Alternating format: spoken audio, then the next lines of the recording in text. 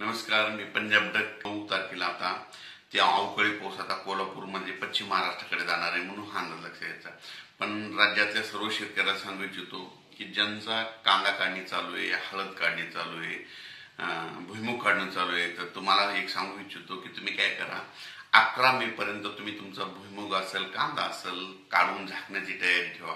कारण की राज्यामध्ये काय झालं की परत मान्सून पूर्व पाऊस 12 मे पासून ते 17 मे पर्यंत, 12 मे ते 17 मे दरम्यान जोराचा पाऊस येणार आहे. त्याच्यामध्ये वाऱ्याचं प्रमाण असणार आहे, विजाचं प्रमाण असणार आहे, गारपीट देखील असणार आहे. म्हणून हा अंदाज लक्षात द्यायचा. तो पाऊस सांगायचा झाला तर मध्ये जास्त म्हणजे आता हा जसा उत्तर महाराष्ट्राकडे, विदर्भात, मराठवाड्याकडे पाऊस पडला, तो जास्त म्हणजे दक्षिण महाराष्ट्राकडे जास्त पाऊस पडणार आहे.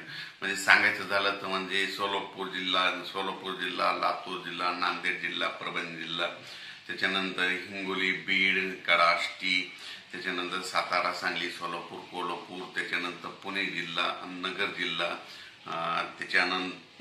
त्याच्यानंतर बीड जिल्हा, तसंच म्हणजे कोकणात ह्या भागात जरा जास्त पडणार आहे म्हणून हा अंदाज लक्षात द्यायचा. राज्यामध्ये तो पाऊस जास्त आहे, फक्त दक्षिण महाराष्ट्राकडे जास्त पडणार आहे. दक्षिण महाराष्ट्राकडे म्हणजे सांगायचं झालं तर आणखी परत सांगतो की त्या जिल्ह्यात जरा जास्त स्वरूपात नांदेड, हिंगोली, परभणी, बीड, लातूर, धाराशिव, त्याच्यानंतर सोलापूर जिल्हा, सांगली जिल्हा, सातारा जिल्हा, कोल्हापूर, राधानगरी, कर्नाटककडे तर खूपच राहणार म्हणून हे देखील लक्षात द्यायचं.